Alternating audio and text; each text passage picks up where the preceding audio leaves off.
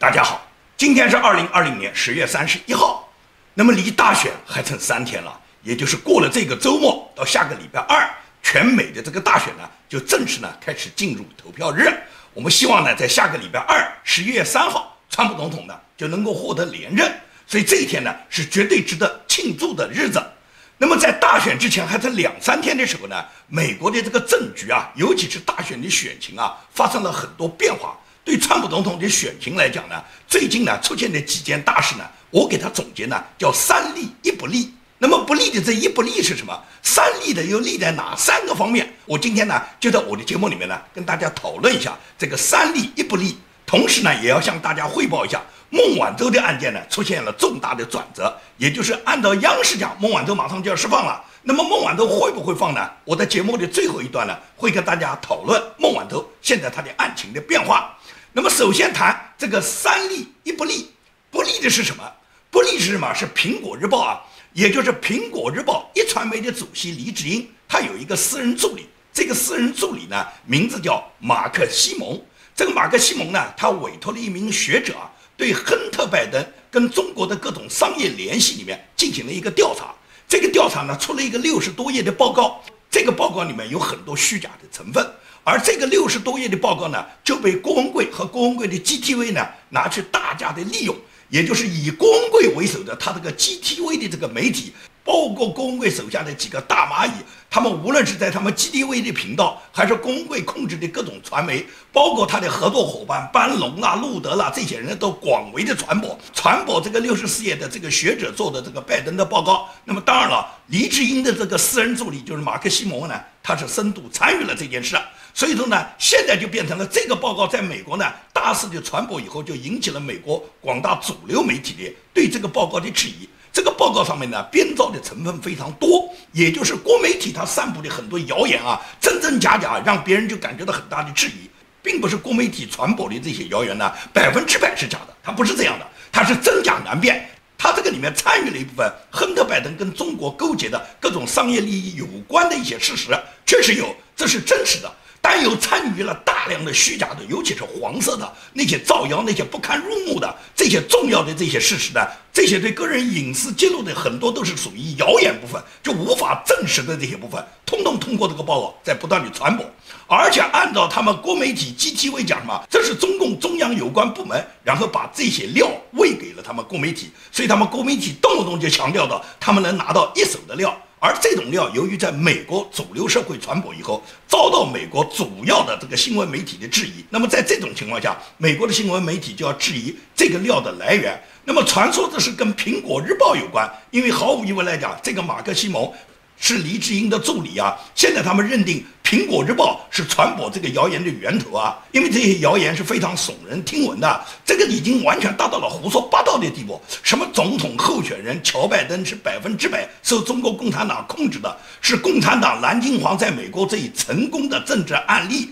他还是中共实现3F 计划的主要目标，他这个计划最终就是要杀死美国。也就是这个报告它完全是胡编乱造，它达到非常离奇的地步。那么美国的新闻界也好，美国的媒体也好，美国的司法部门都在质疑拜登就到了这个地步吗？其实那些无底线的造谣，它不但达不到毁灭拜登，反而让川普的公信力受损。因为这些人讲起来，他们打的是来支持川普的你支持川普就用这种造谣，就这种肉麻，这种不堪入目的，以及这种没底线的谣言来帮助川普吗？川普需要谣言来帮助他吗？所以美国很多媒体在质问苹果日报在这个里面扮演什么角色的情况下，这时候黎智英就不能不站出来为他自己自证清白。实际情况是，西蒙是在黎智英完全不知情的情况下，在黎智英的私人公司提取了1万美元，支付给了这个学者，让他去做调查。那么有关在美国传闻的这些所有报道，实际上跟苹果杂志跟黎智英本人根本没有关系。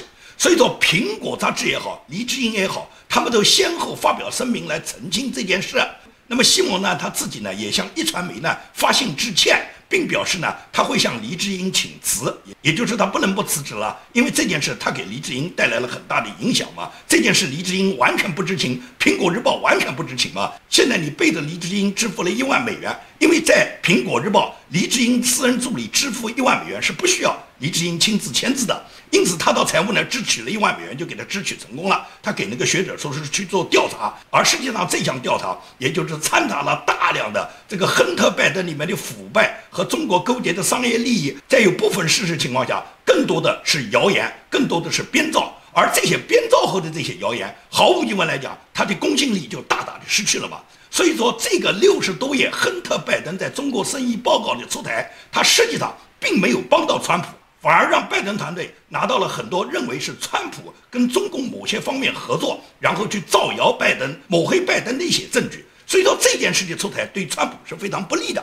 根本就是这个选情，川普不需要通过谣言来证明自己，更不需要给拜登或拜登的儿子亨特拜登在他脸上再去抹什么黑，因为他们已经黑得不像样了，还需要抹吗？根本没有必要去造谣嘛。但是呢，国媒体就做这个事，而且呢，黎智英的这个私人助理就是马克西蒙呢。他确实委托了中国一个学者做了这个事，这个报告最终他们跟 GTV 合作以后，在美国呢掀起了不小的风浪。这个不小的风浪已经引起美国国土安全部的重视，因为这是标标准准的干预美国的大选，是从国外获得的情报，然后对这个情报加以编造以后，对美国的大选进行干预。所有参与干预美国大选的人，最终都完全有可能被司法部送上法庭。所以说，这些造谣传谣者呢，不要认为你们没有责任，或者有一些蚂蚁，他认为我没有什么名气，没事的。我告诉你讲，等到司法部追究这个案的时候，你有名气也罢，你没名气也罢，只要你的名字在上面，你就逃不掉法律对你的打击和制裁。所以说这件事情发生呢，实际上对川普的选情呢没有什么帮助，而且呢，相反给川普的这个团队呢增加了很多解释的成分，增加了很大的工作量，因为他们首先要弄明白这件事跟川普没有关系嘛。无底线的抹黑拜登，抹黑拜登和他的儿子，用谣言和各种黄色视频来抹黑拜登和抹黑拜登的儿子，无助于川普的选情。我们需要的是事实，所有的公众需要的是事实。公众只要知道亨特拜登跟中共有哪些勾兑，获得了哪些利益，这些利益拜登本人是否知情，拜登是否是这个利益的受益者之一，这就已经够了，不需要通过那种下三滥的手段，用什么女星啦，用那种不堪入目的黄色的段子来抹黑他们。用这种方式既达不到摧毁拜登的形象，也达不到让川普总统增加人气的这个作用。所以说，这种造谣，这种无底线的造谣，是所有人类文明社会完全摒弃的。这是我讲的现在目前出现的对川普总统选情不利的一方面，也就是涉及到了苹果日报，涉及到了黎智英。虽然黎智英本人发表了声明，苹果日报也发表了声明，但是马克西蒙作为黎智英的私人助理，深度参与了中国学者的这个造假，通过 GTV 在美国在国际社会广为传播，造成的这个影响是恶劣的。这是对川普总统我讲的不利，这个一不利。那么哪三利呢？我讲了有三利。哪三利呢？那么第一个有利的就是法国发生的形势变化。那么法国的形势变化对川普总统的选情又有什么帮助呢？那我告诉你讲，大有帮助。因为法国呢，最近就在10月29号又发生了3个天主教徒遭到了激进的伊斯兰分子斩首杀害的这件事。这件事的发生呢，是距上个礼拜有一个历史老师叫帕蒂，然后呢，他被他一个学生斩首的这件事发生之后，又发生了第二起在法国的伊斯兰激进分子杀害法国人的这个事件。那么这2个事件相继发生，都引起了欧洲，引起了法国所有那些维护传统正义价值观人们的愤慨。他们认为现在是道德败坏，是价值低下，是人们已经完全放弃了过去的主流社会的正义，现在就变成了伊斯兰的激进分子可以任意在欧洲的土地上面随便杀害那些维护传统道德、传统价值的人。那么这种情况下，毫无疑问来讲，欧洲就感觉到他们堕落得很快啊。欧洲本来就是堕落得很快嘛，在白左的影响下，欧洲整体的陷落，也就是他们的道德和行为准则是一直在堕落的。而且马克龙和默克尔引进了大量的穆斯林，引进了大量的伊斯兰的激进分子，到了欧洲以后，在欧洲已经制造了无数的祸乱。这种祸乱的产生，人们本来是对马克龙和对默克尔他这个引进中东移民的政策产生怀疑，而中东移民现在直接就用杀害你们本地人，杀害你们法国人，高叫到法国应当是黑人的法国，法国应该是伊斯兰的法国的时候，这时候法国人他们就知道他们的传统价值给他们丢失的太多了。那么怎么找回传统价值呢？毫无疑问来讲，就是川普总统的当选才可能找回传统价值。如果是拜登当选，那么白左将会更加横行，那么白左更加横行，也就是欧洲堕落的就更快了。所以说，法国发生的这件事情，从国际社会范围内来讲，从遏制白左的思潮，从防止白左继续堕落，从找回主流价值观的这个角度来讲，就一定要支持川普总统当选。所以说，我认为这是国际社会对川普总统选情发生的一个重要支持的一个变化，也就是法国连续发生的伊斯兰激进分子杀害法国传统天主教徒的这件事，让人们更加的认识到维护传统价值观的重要性。这样的情况下，在国际社会的这个氛围中，对川普总统的选情是极为有利的，这是我认为的第一个有利。第二个有利就是美国有一个知名的新闻学者，这个人是曾经普利策奖获得的一个知名的记者，他的名字叫格林沃尔德。格林沃尔德呢，他呢写了一篇批评拜登的文章，结果呢这篇文章呢居然被他自己曾经创办的一个传媒的这个媒体呢拒绝刊登。那么拒绝刊登的理由呢，就是因为他们要维护左派立场的路线，左派的媒体都要信党，都要站在民主党的角度，绝对不允许批评拜登的文章。在这种情况下，格林沃尔德就愤而辞职。因为他是一个非常有名的记者，是曾经获得普利策奖的一个知名的新闻人士，他的文章居然被他自己所创办的杂志社所拒载。那么这时候他就知道美国的媒体已经变化了，美国的媒体已经完全变成了是党派的媒体，媒体已经信党了，跟中国一样，中国所有的媒体都信党，都是中共的喉舌，他们只扮演着中共喉舌和帮人民洗脑的作用，他们根本就不是公正的报道事实。而美国的现在绝大部分的媒体，他们现在已经堕落成这个样子，他们已经变成了不能够公正的报道事实，而只强调左派的立场。那么一旦媒体站了队，最终就变成什么？就变成了媒体只会抹黑川普，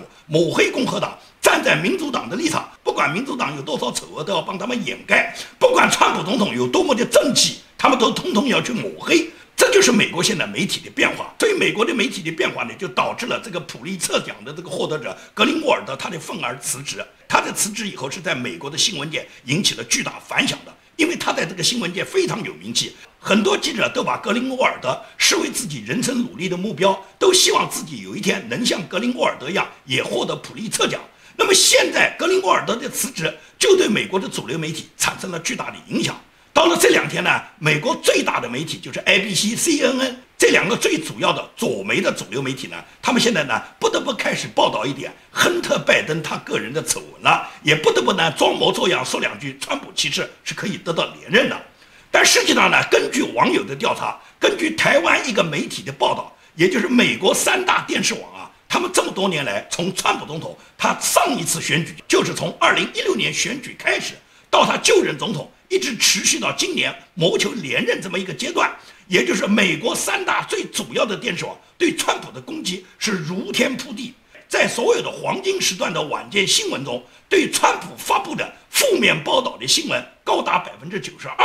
而对拜登的这个负面报道呢，只达到34%。川普总统他本人现在比2016年大选前时候这个3大媒体、3大新闻网对他抹黑的更加厉害。从川普上任以来，媒体监督机构媒体研究中心一直在追踪有关川普的报道。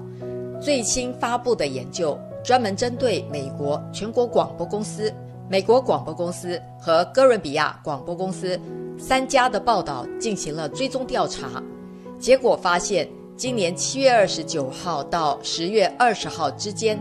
，3大电视网在晚间新闻的所有报道中，有839分钟是关于川普的，共发表了890篇评论，其中负评占了92.4%，而关于拜登的报道只有269分钟，评论也只有91条，负评只占了34%。该中心的研究总监诺耶斯在报告中回顾了历史记录，从川普上任以来，3大媒体一直在晚间新闻中对川普进行负面报道。报告中写道，从2017年1月20号就职到2020年的10月20号，我们的分析师收集了16755条评论意见，其中90.5%是负面的。诺耶斯还表示，虽然报道的话题已从通俄门转向乌克兰，并从弹劾转向病毒大流行，但他们对川普的敌意却始终如一。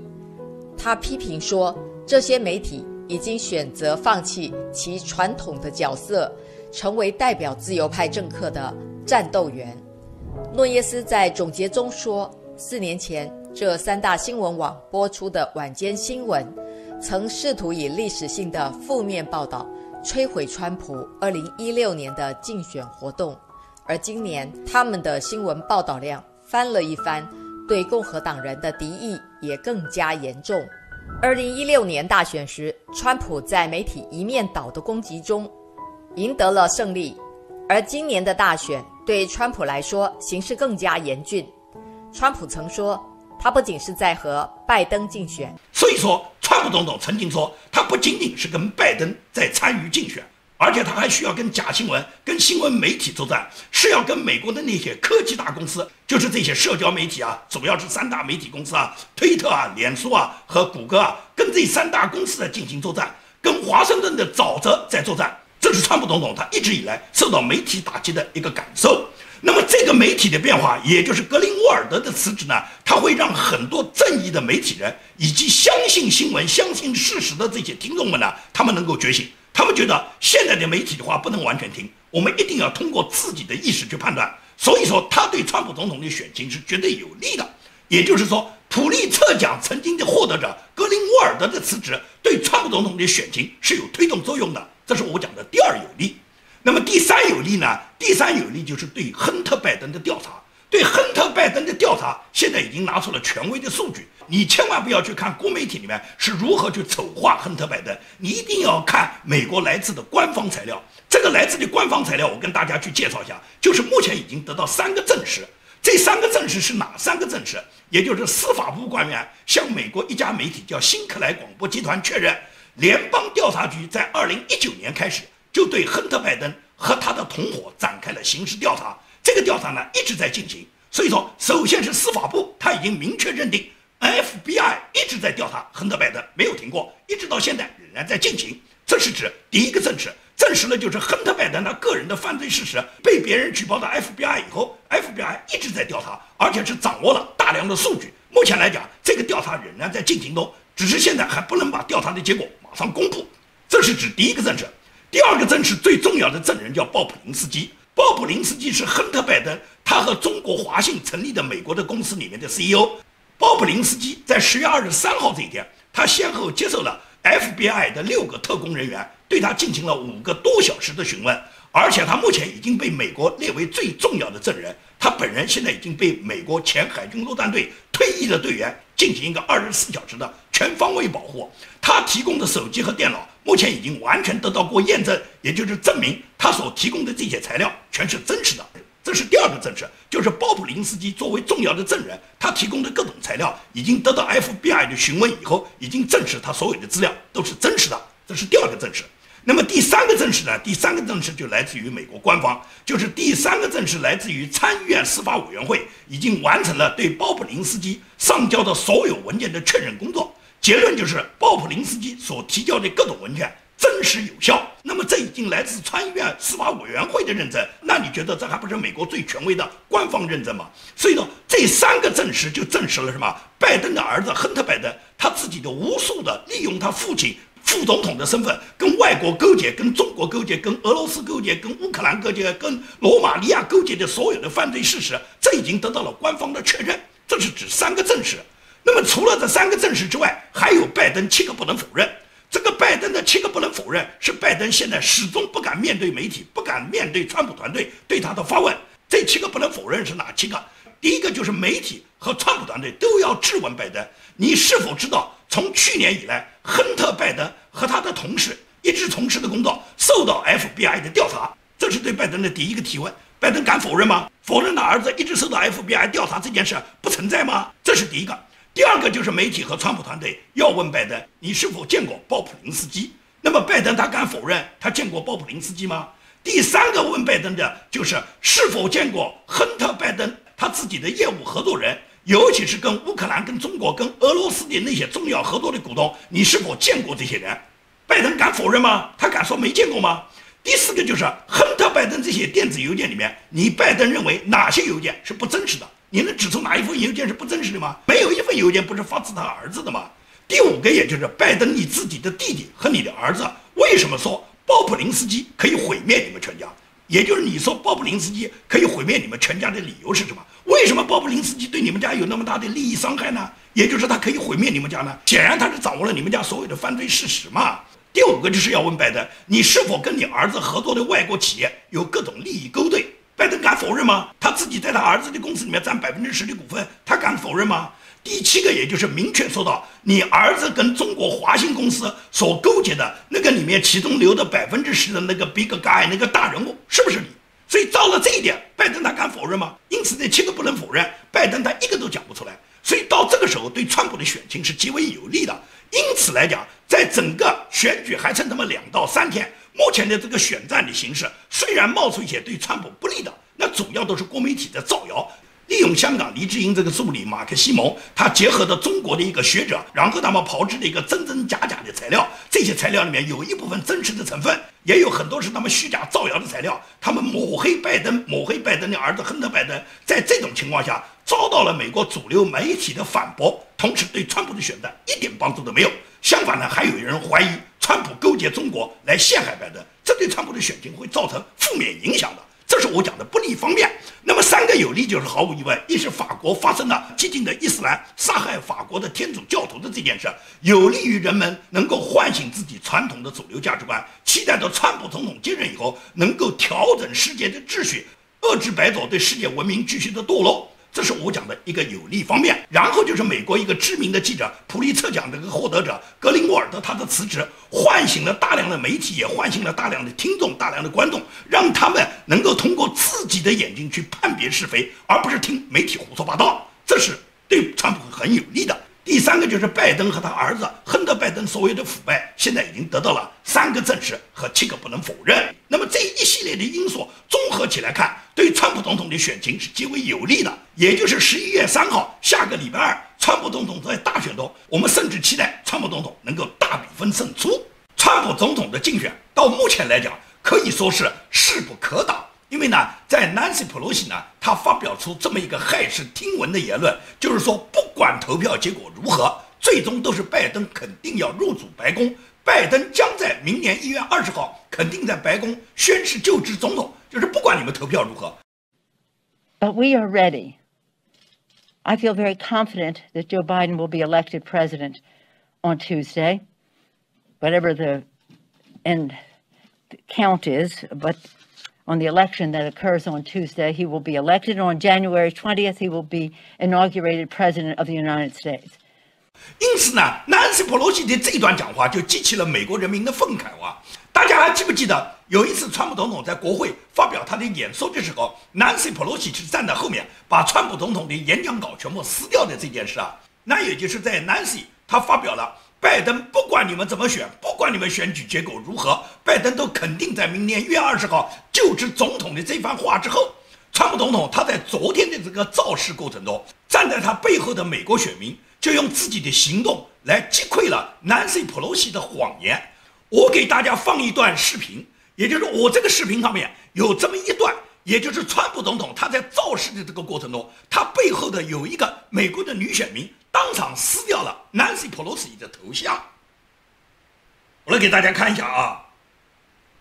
这段视频存在我的这个手机上面，我没办法把它下载下来，所以说呢，我就把这一段视频给大家看一下。也就是川普总统他在选举过程中，他后面的一个女选民就把 Nancy Pelosi 他的这个画像把它全部撕毁了。所以你看到这一段，你就知道 Nancy 讲不管这个选举结果如何，拜登都会当选总统的这句话，美国选民是用什么方式来回答他的？好，你看过这段视频，你就知道美国选民用什么态度来支持川普总统的。可以讲，川普总统现在的这个支持啊，根本不需要那个 GTV 那个国媒体就来造谣。你造谣，你是来给川普总统帮忙的吧？你造谣是来毁坏川普总统的公信力的。在整个揭露亨特拜登的这件事上面，你可以看2个来源。第一个来源也就是电脑店的老板，特拉华州的那个电脑店的老板，他把这个笔记本电脑和硬盘交给了 FBI， 然后通过 FBI 所掌握的这些情况，最终呢，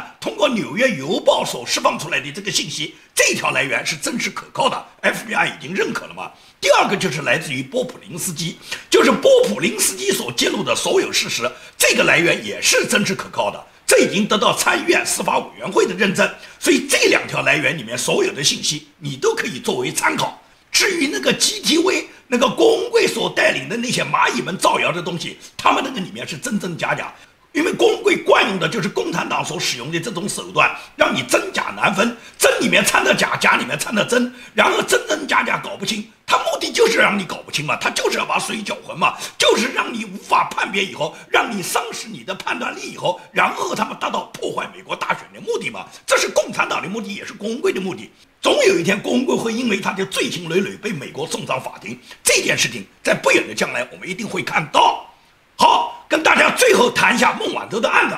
孟晚舟的案子呢，在最近一次判决里面，在法官的裁定里面有一个重大的变化。这个重大变化是什么呢？就是孟晚舟的律师啊，他每次在开庭的时候，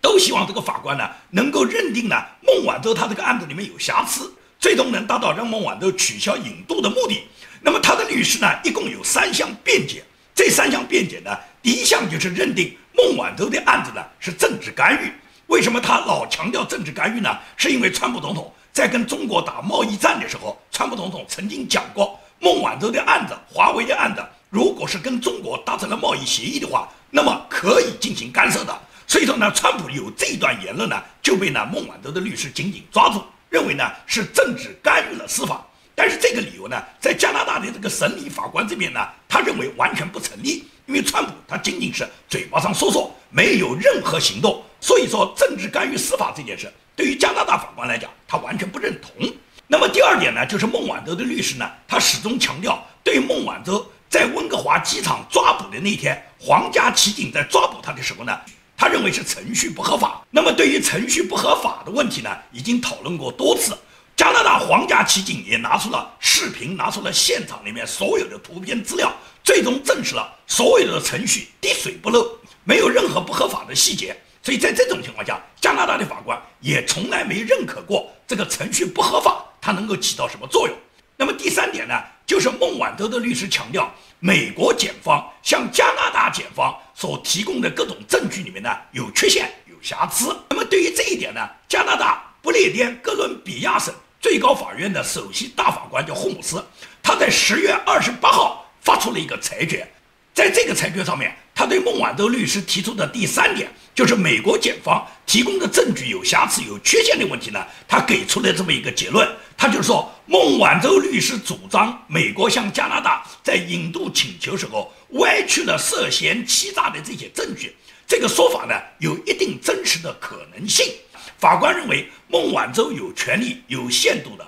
提出额外的证据，如果这些证据最终能够成立，那是可能会对美国要求引渡的可信度做出一个挑战的。这是加拿大哥伦比亚省最高法院首席大法官霍姆斯呢，他做出的最新裁决。对于这个裁决呢，华为公司就像打了鸡血一样，非常兴奋。华为加拿大分公司，他在回复路透社的新闻中，他马上就宣称这是孟晚舟的重大胜利。他说法官的决定就是华为的重大胜利。加拿大的司法部门呢，他们是表示他们会尊重法官的裁决。那么央视接到这个消息以后，央视就更加兴奋了。央视就告诉中国广大草民，说是加拿大法官认为美国提供的案件记录中可能存在着遗漏的证据，由此呢就可以申请终结孟晚舟的引渡案，也就是孟晚舟很快就要回归祖国啦。所以央视很高兴，小粉红很高兴，但是孟晚舟犯难了。一听说要回归祖国，孟晚舟现在吓傻了。回到祖国还有命吗？